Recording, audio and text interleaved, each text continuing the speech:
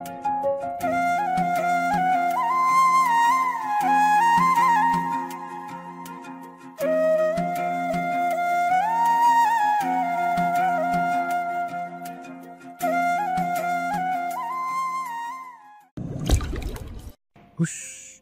Don't sound. এখন তো কিছুই করিনি, এখনই এত কান্না? যেদিন একটু একটু করে গায়ের চামড়া ছাড়িয়ে মরিচ লবণ মাখাবো তখন। মায়ার অসহায় নীরব কান্নায় রুদ্রের হাত ভিজে গেল, তবুও এক ফোঁটা দরদের সঞ্চার হলো না নির্দয় মনে। ছলছল চোখে ভাঙা কবজি একবার পরখ করলো মায়া। ফর্সা শীর্ণ হাতখানা মুহূর্তেই ফুলে লাল হয়ে উঠেছে। নিজের সময় ফুরিয়ে যেতেই উঠে দাঁড়ালো রুদ্র। মায়া আর এক বিন্দু শব্দ করলো না, সে শক্ত চোখে কেমন তাকিয়ে রইল রুদ্রের পানে। এরপর ক্ষিপ্ত গলায় বলল, তোকে অভিশাপ দিলাম সারফারাজ, তোকে কুকুরের মতো মারবে। মৃত্যু পূর্বে এক ফোঁটা জলের আশায় চিৎকার করে আমার ছেলের পা ধরে কাঁদবি, কিন্তু তার বদলে তোর মুখে উষ্ণ রক্ত ভরে দেবে আমার সে। সেদিন তোর এই অহংকার, জেদ আর হিংসা সবকিছুর পতন ঘটবে, আর তোর এই পতন না দেখা অব্দি আমি মরবো না। সাধারণ এক বুদ্ধিহীন পাগল মানবীর মুখে এত বড় ধৃষ্টতামূলক কথা সহ্য হলো না রুদ্রের। শক্ত এক চর বসিয়ে দিল মায়ার গালে তৎক্ষণাৎ। চরের তোরে মেঝেতে পড়ে জ্ঞান হারালো মায়া। চোখ বন্ধ করার আগে বিড়বিড় করলো, আমাকে এভাবে অসহায় ফেলে তোমরা কোথায় গেলে কর্নেল সাহেব? নিথর মায়াকে পায়ে পিষে মারিয়ে হাত ঝাড়তে ঝাড়তে বেরিয়ে এলো রুদ্র। গেটে দাঁড়ানো মেন্টাল হসপিটাল ডিরেক্টরকে একটা চেক ছুঁড়ে মেরে বলে উঠল, অ্যামাউন্ট বসিয়ে নিন যত খুশি তত, শুধু মায়া চৌধুরীকে আমার সাথে ক্যালিফোর্নিয়া পাঠানোর ব্যবস্থা করুন। 2-1 দিনের মধ্যেই সকল ফর্মালিটিস পূরণ করে রিলিজের ব্যবস্থা করুন। ডিরেক্টর মাথা কাত করতে রাতের আধারে মিলিয়ে গেল রুদ্র। তার পরের গন্তব্য কোথায় কে জানে। সারা রাত সারফারাজের সাথে প্রেমালাপ করে খুব দেরিতে ঘুম ভাঙল রূপকথার। সূর্যের তেজি ঝকঝকে কিরণে ঘুম ভাঙতেই চোখ মুখ কুচকে ফেলল সে। এরপর কাঁথা মুড়ি দিয়ে গত রাতের ভালোবাসা জড়ানো কথা মনে পড়তেই লজ্জায় বালিশে মুখ গুজে ঘুম জড়ানো কণ্ঠে বিড়বিড় করল, শেমলেস। হঠাৎ সময় দেখার তাগিদে কাঁথার ভেতর থেকে হাত বের করে বিছানাময় ফোন খুঁজলো। বালিশের তলা থেকে ফোন বের করে সময় পরখ করে চোখ কপালে উঠল রূপকথার। শোয়া ছেড়ে কাঁথা ফেলে সে উঠে বসলো ঝটপট। সময় প্রায় দুপুরের কাছাকাছি। আজ ইম্পর্টেন্ট একটা ক্লাস আছে, অ্যাটেন্ড না করলে পুরো সপ্তাহের ক্লাস করাই ঘেটে যাবে।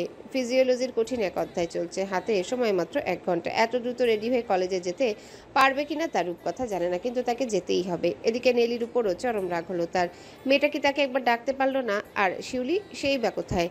কেউ কেন আজ ডাকেনি তাকে? বাড়িতে কি মানুষ মরেছে, নাকি বাকি সবাইও তার মতো বেঘুরে ঘুমাচ্ছে? মনে নানাবিধ ভেবে ঝটপট ফ্রেশ হয়ে একটা সুতি সালোয়ার কামিজ গায়ে জড়িয়ে নিচে নেমে এলো রূপকথা। ড্রয়িং রুমে এসে নেলির নাম ধরে ডাকতেই সামনে বসা সুফিয়ান চৌধুরীকে চোখে লাগলো। আকস্মিক সুফিয়ান চৌধুরীকে দেখে উচ্ছ্বাসের বদলে অবাক ভীত গলায় রূপকথা ডাকলো, পাপা। সুফিয়ান স্বাভাবিক গলায় বলল, আজই শিফট হয়েছি, তোমাকে সারপ্রাইজ দেব বলে না বলে চলে এলাম, কিন্তু মনে হচ্ছে খুশি হওনি পাপাকে দেখে, তাই না? ক্লাস ভুলে রূপকথা ধীর পায়ে এগিয়ে নিচু গলায় বলে উঠল, খুশি হব না কেন?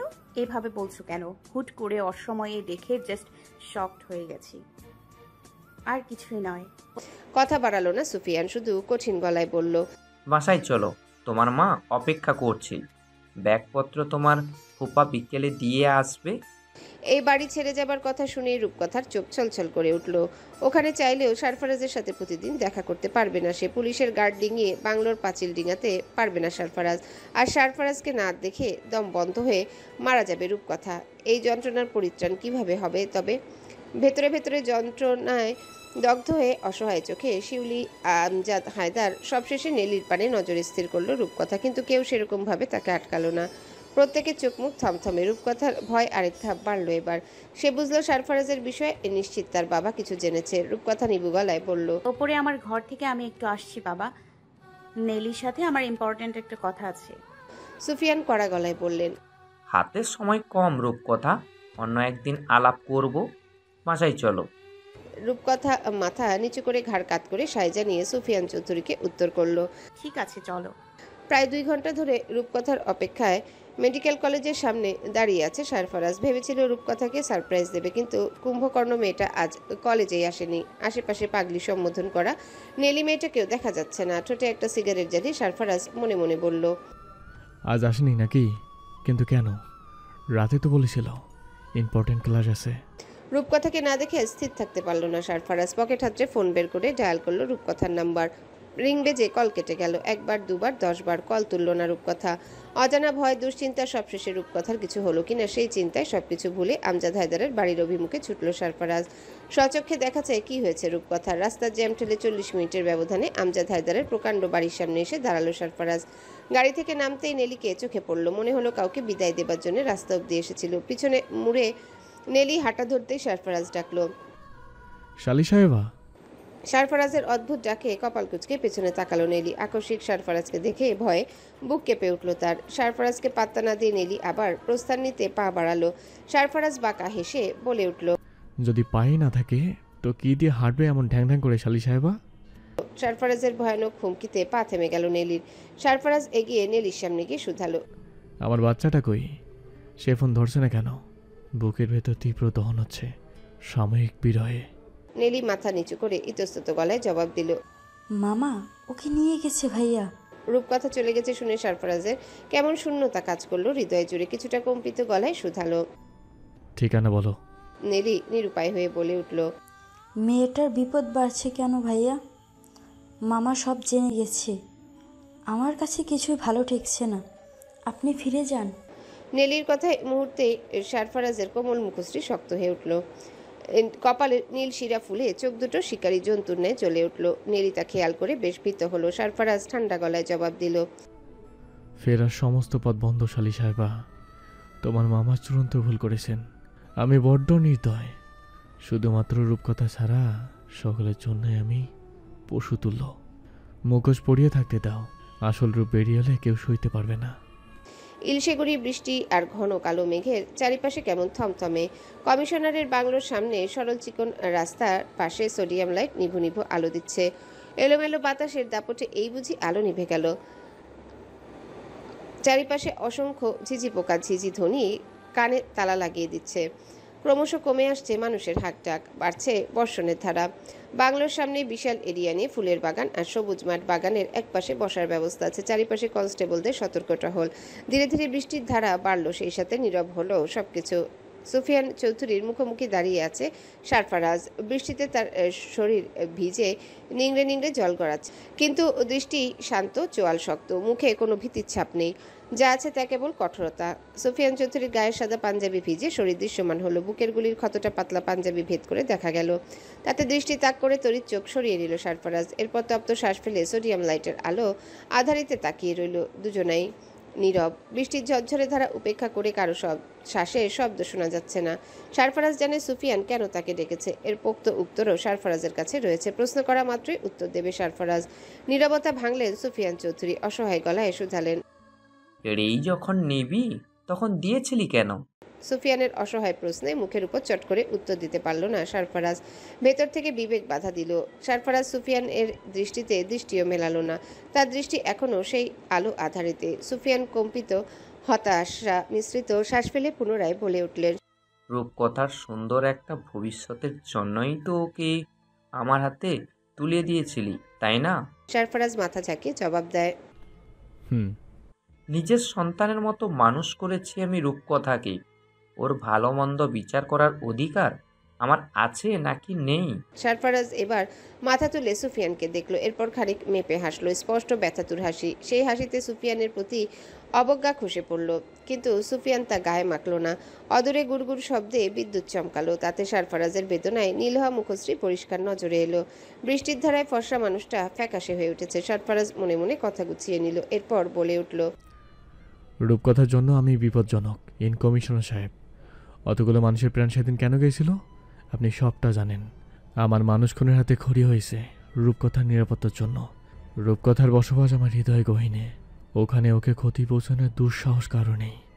মেয়ের জন্য অহেতুক ভয় পাচ্ছেন আপনি। রূপকথাকে সামান্য ফুলের টোকা দেওয়ার আগেও তাকে আমাকে মোকাবেলা করতে হবে। আর আমার মোকাবেলা করা মানে সাক্ষাৎ মৃত্যুর জন্য জীবন উৎসর্গ করা। সুফিয়ান শক্ত গলায় বললেন, রূপকথার ইচ্ছে বড় ডক্টর হয়ে মানুষের প্রাণ বাঁচানো, আর তোর ইরাদা মানুষের প্রাণ নেওয়া। তোরা দুইজন দুই মেরুর মানুষ। তুই ভুল পথে হাঁটছিস। মেয়েটা ছোট, তাই ভুল সঠিক গুলিয়ে ফেলছে, কিন্তু তুই তো বুঝতার। প্রেম ভালোবাসায় সকলেই অবুঝ স্যার। এখানে জ্ঞান বুদ্ধি ক্ষমতা কিচ্ছু করতে পারে না। মনের উপর কারো দখলদারি চলে না, চাইলে নিয়ন্ত্রণ করা যায়। নিজেও তো প্রেম করে বিয়ে করেছেন, তখন এই নীতিবাক্য কাজে দিয়েছিল। শুনেছিলাম আপনার শ্বশুর এখন আপনাকে মানেনি। আপনি তো পুলিশ, সৎ মানুষ, তাহলে উনি কেন মানলেন না? কারণ প্রেমিকার বাবার চোখে সব প্রেমিকেই ফেলেন। আপনি আর আমি একই নৌকার মাঝি স্যার।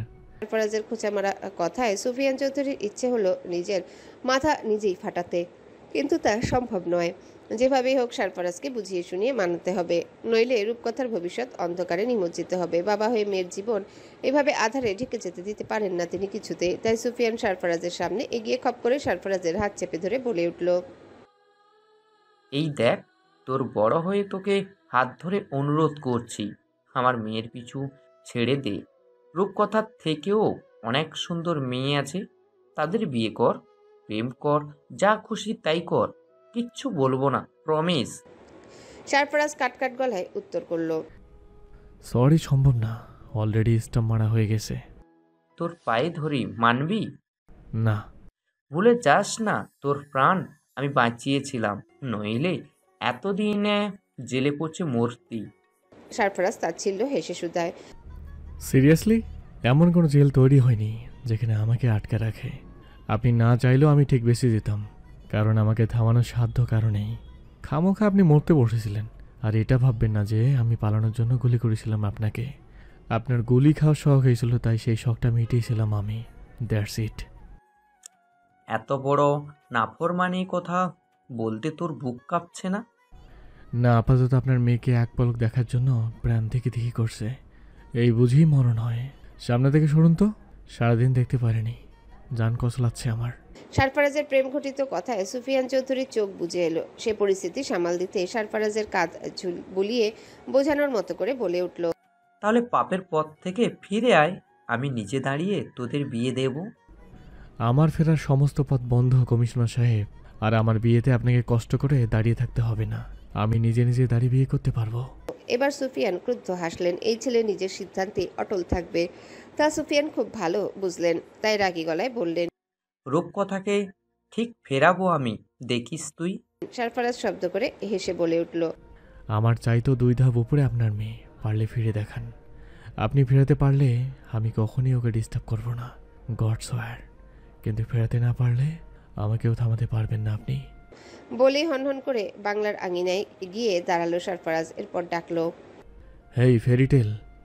নিজ কক্ষে বসে বসে ফুপিয়ে কেঁদে চলেছে রূপকথা। সুফিয়ান রূপকথার হাত ধরে বুঝিয়েছে সারফরাজ মানুষ ভালো নয়, সে রূপকথার জন্য ক্ষতিকারক। কিন্তু রূপকথা তা মানতে নারাজ। সুফিয়ানের কষ্টে রূপকথা নিজেও ব্যথিত হয়েছে। মানুষটাকে এতটা অসহায় আগে কখনো দেখেনি সে। একদিকে বাবার প্রতি শ্রদ্ধাবোধ আর ভালোবাসা, অন্যদিকে সারফরাজের প্রতি মনের টান, কোনোটাই অস্বীকার করতে পারে না রূপকথা। রূপকথার এই মুহূর্তে মনে হচ্ছে সে মাঝ সমুদ্রে তলিয়ে যাচ্ছে, কেউ একজন হাত ছেড়ে দিলেই তার নির্ঘাত মৃত্যু। রূপকথার ভাবনার মাঝে সারফরাজ আবারও ডাকলো, রূপকথা। সারফরাজের আকুলতা মিশ্রিত আহ্বান ফেরাতে পারল না রূপকথা। সে দৌড়ে ব্যালকনির দরজা খুলে বেরিয়ে এলো। সামনে সারফরাজ, পেছনে তার বাবা, দুজনেই আকুল দৃষ্টিতে তাকিয়ে রয়েছে তার দিকে। সারফরাজ গলা বাড়িয়ে বুক চাপড়ে বলল, লাভ ইউ সুইটহার্ট। বুকটা খাকা করছিল, এখন একটু শান্তি পাচ্ছি। Good night. এরপর সুফিয়ান চৌধুরীর পানে তাকিয়ে বলে উঠল, প্রতিদিন এভাবে এসে হানা দেব ভালোবাসার সংজ্ঞা এড়াতে, চাইলেও আটকাতে পারবেন না, কারণ পাখি আমার, আপনি শুধু দানাপানি ছিটানোর মালিক, আর কিছুই না। উত্তর শোনার অপেক্ষায় দাঁড়ালেন না সারফরাজ। হনহন পায়ে অন্ধকারে মিলিয়ে গেল। সুফিয়ান তপ্ত দীর্ঘশ্বাস ফেলে নিজের ঘর অভিমুখে পা বাড়ালেন। রূপকথা চলে যাবার পর থেকে নেলির মনটা ভালো নেই। একাকী কিচ্ছুটিতে মন বসে না তার। কলেজেও যেতে ইচ্ছা করে না, তবুও মনটাকে টেনে টুনে ঠিক করে বই খাতা হাতে কলেজে ছুটল নেলি। আমজাদ হায়দার বাসায় নেই, গ্রামের বাড়িতে গেছে। গাড়ির ড্রাইভারও গিয়েছে সাথে। নেলিকে আজ একাই রিকশায় যেতে হবে, তাই একটু আগে আগে বাসা থেকে বের হলো। বাসা থেকে বের হবার আগে আকাশে নজর বুলালো, কোনো মেঘ নেই, ঝলমলে আকাশ, বৃষ্টি আসার চান্স নেই বললেই চলে। তাই ছাতা ছাড়াই বেরিয়ে এলো। বাসার গেটের সামনে দাঁড়িয়ে রিকশার জন্য অপেক্ষা করলো, কিন্তু রিকশাওয়ালারা যেন অমাবস্যার চাঁদ, সহসা দেখা মিলল না। মিনিট 10 দাঁড়িয়ে থেকে কপাল চোখ কুচকে বিরক্তিতে হাঁটা ধরল নেলি। হাঁটতে হাঁটতে অনেক দূর চলে এলো, তবুও কোনো খালি রিকশার দেখা পেল না। এদিকে ঘড়ির কাঁটা লাগামহীন দৌড়ে চলেছে। ইম্পর্টেন্ট ক্লাস মিস হলে কলেজ গিয়েও কোনো লাভ হবে না। রিকশা খুঁজতে খুঁজতে হঠাৎই ঝুপঝুপিয়ে বৃষ্টি নামলো। চারিপাশে কোনো ছাউনি বা বড় গাছ নেই। নেলির মেজাজ যেন তত্তর করে মাপকাঠি পার করলো। রাগে জিদে চিৎকার করে চোখ বুজে দাঁড়িয়ে রইল রাস্তার মধ্যেখানে। হঠাৎ কেউ মাথায় ছাতা মেলে ধরল। এক চোখ খুলে সামনে তাকাতেই দুই চোখ বিস্ফোরিত হলো। সামনে হাস্যোজ্জ্বল অভিরূপ দাঁড়ানো। এই বৃষ্টির মধ্যে অভিরূপের সাক্ষাৎ অবাক করল নেলিকে। নেলি কিছু প্রশ্ন করার আগেই অভিরূপ বলে উঠল, খ্যাকশিয়ালের বিয়ে দেখতে বের হয়েছো ছাতা ছাড়া? বর্ষাকালের আকাশের কোনো ব্যালেন্স আছে? শ্যামবর্ণের সুঠামদেহী পুরুষের আকর্ষণীয় চোখ মুখে খেই হারিয়ে নিরুত্তাপ তাকিয়ে রইল নেলি। বিপরীত মুখে একটা প্রাইভেট কার আগমন দেখে নেলিকে টেনে নিজের একদম কাছে নিয়ে এলো অভি। এরপর কোমর জড়িয়ে উঁচু করে তুলে নিজের গাড়ির পাশে দাঁড় করালো। সবকিছু নেলির কাছে স্বপ্ন মনে হলো। সে আনমনে অভিরূপের গাল টিপে ধরল। অভিরূপ ঠোঁট কামড়ে হেসে উত্তর করল, ঘুম ভাঙেনি। এটা স্বপ্ন নয় মিস। এভাবে কেউ পুরুষের শ্লীলতাহানি করে? অভিরূপের প্রশ্নে ভড়কে গেল নেলি। সম্বিত ফিরে পেয়ে নিজেকে একবার পরখ করলো। শরীর প্রায় ভিজে গেছে। নেলি মুখ লুকিয়ে লজ্জা ঢাকার চেষ্টা করলো নিজের এমন উদ্ভট বেহুদা আচরণে। এরপর নিভু গলায় বলল, সরি, বুঝতে পারিনি। অভিরূপ নেলির লজ্জায় লাল আভা ছড়ানো মুখ দেখে প্রসঙ্গ পাল্টে বলল, চলো তোমাকে পৌঁছে দেই। লজ্জায় কাবু হয়ে মাথা নিচু করে সম্মতি জানালো নেলি। অভিরূপ ড্রাইভিং সিটের পাশে নেলিকে বসতে বলে নিজেও বসে গেল। এরপর টিস্যু এগিয়ে বলে উঠল, মুছে দাও। নেলি ঠোঁট টিপে টিস্যু নিয়ে ছোট্ট করে থ্যাঙ্কস জানালো। এরপর চুল শরীর মুছতে ব্যস্ত হলো। নেলিকে একবার গভীরভাবে পরখ করলো অভিরূপ। এই অদ্ভুত বোকা মেয়েটাকে কেন জানি ইদানিং তার বেশ ভালো লাগছে। মনের অজান্তেই গোপনে গোপনে করে চলেছে ফলো। আচ্ছা, এমনটা হবার কারণ কি? তবে কি অভিরূপ প্রেমে পড়ল? সুফিয়ান চৌধুরীর পুরনো এক বন্ধুর মেয়ের বিয়ে আজ। ভদ্রলোক নিজে এসে অনুরোধ করে গেছেন পুরো পরিবারকে উপস্থিত হবার জন্য। রূপকথাকে প্রথমে বাড়ির বাইরে বের করতে গাইগুই করলেন সুফিয়ান, কিন্তু পরে কি ভেবে জানি রাজি হলেন। সুফিয়ান জানেন ওই বদমাস ছোকরা ঠিক ওখানে গিয়েও উপস্থিত হবে। মানুষের সামনে শেষমেশ মাথা না কাটা যায়। তাই রূপকথাকে ডেকে কঠিন গলায় বললেন, তোমার ডেঞ্জারাস প্রেমিককে আবার ওখানে ডেকো না। বাবার কথা না মানো, অন্তত বাবার মান সম্মানের উপর। সুফিয়ান চৌধুরীর কথায় রূপকথা মন ভার করে বলে উঠল, সরফরাজ কি গায়ের রক্ত মেখে ঘুরে বেড়ায় পাপা? ওকে দেখলে কি বোঝা যায় ও নির্দয়? সুফিয়ান নাক ফুলিয়ে উত্তর করলেন, দোয়া করো, মুখে মুখে কথা বলো না। এসব শুনে শুনে ভাবছো আরে বাহ, সিনেমার হিরোদের মতো মানুষ মারছে। কিন্তু যেদিন সামনের থেকে ফেস করবে এই দৃশ্য, সেই দিন বুঝবে বাবা কেন অমন করি। রূপকথার কথা বাড়ালো না। সে একটা পার্টি গাউন নিয়ে তৈরি হতে চলে গেল। সন্ধ্যার আগে আগে পরিবার নিয়ে কমিউনিটি সেন্টারের উদ্দেশ্যে বেরিয়ে গেলেন সুফিয়ান। আর মনে মনে দোয়া করলেন, শয়তানটার সাথে যেন কিছুতেই দেখা না হয় মাবুদ। মনে মনে যত ধরনের দোয়া দরুদ আছে সব পড়লেন সুফিয়ান। এরপর চোখ বুজে সিটে হেলান দিলেন। 30 মিনিট পর কনস্টেবল রফিক ডেকে বলে উঠল। সুফিয়ান তড়িৎ গাড়ি থেকে নেমে মেয়ে আর স্ত্রীর হাত ধরে বাইরে বের করেন।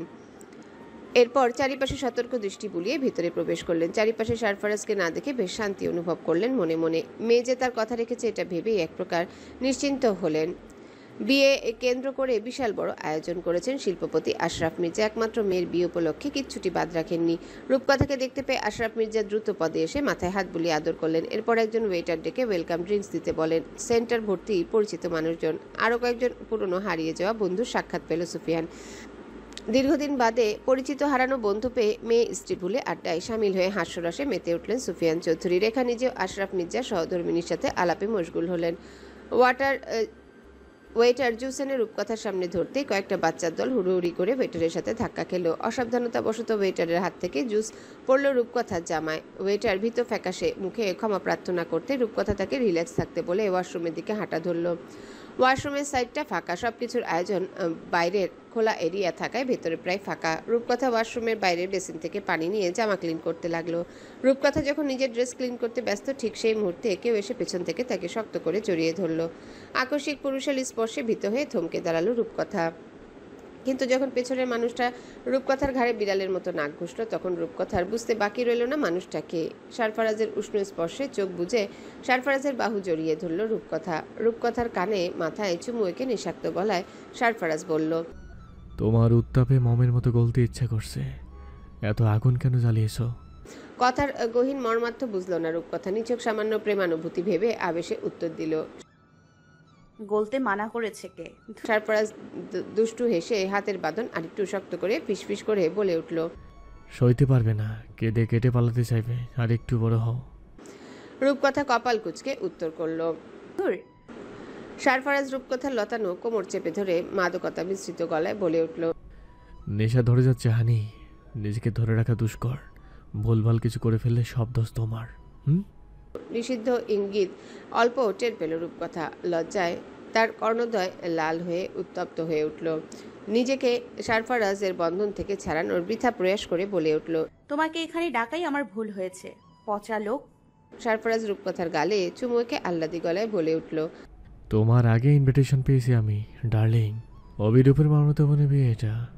সারফারাজের আদরে রূপকথার ঘুমিয়ে পড়তে ইচ্ছে হলো এই মুহূর্তে। ঘুম ধরা নেশালো চোখে আয়নার সারফারাজকে একবার দেখলো সে। নিঃসন্দেহে সুদর্শন মোহনীয় একটা প্রেমিক পুরুষ সে। মানুষটা তার একান্ত, আর কারণ নয়। সারফারাজের হৃদয়ে পুরো দখলদারি রূপকথা। শুধু কি তাই, সে তো সারফারাজের সাম্রাজ্যের রানী। সেখানে শুধুমাত্রই রূপকথার রাজত্ব চলে, আর কারণ না। রূপকথা তৃপ্তির হাসির রেখা ঠোঁটে ফুটিয়ে সারফারাজের পানে ঘুরে শক্ত করে জড়িয়ে ধরল সারফারাজের কোমর। এরপর চোখ বুজে আবেশী গলায় বলে উঠল, তোমার হৃদয় স্পন্দন কার নামে জপে সারাক্ষণ? সারফারাজ রূপকথার নাকে চুমুখে জবাব দেয়, যার বসবাস এখানে তার। রূপকথার উষ্ণ স্পর্শে ধীরে ধীরে শ্বাস ভারী হয় সারফারাজের। লজ্জায় নুয়ে পড়ে রূপকথা। সারফারাজ রূপকথার কপালে কপাল ঠেকিয়ে হাঁপানো গলায় বলে ওঠে, And dining to have you, my sweet madness. I think I have to go now. Otherwise, I will go insane and you will lose everything. Hello বন্ধুরা, পরবর্তী পার্ট খুব তাড়াতাড়ি আসবে, তো সবাই অপেক্ষায় থাকো। আর চ্যানেলটি যারা এখনো সাবস্ক্রাইব করোনি তারা পরবর্তী পার্ট দেখার জন্য চ্যানেলটি সাবস্ক্রাইব করে রেখো। ধন্যবাদ সবাইকে, আমাদের সাথেই থেকো।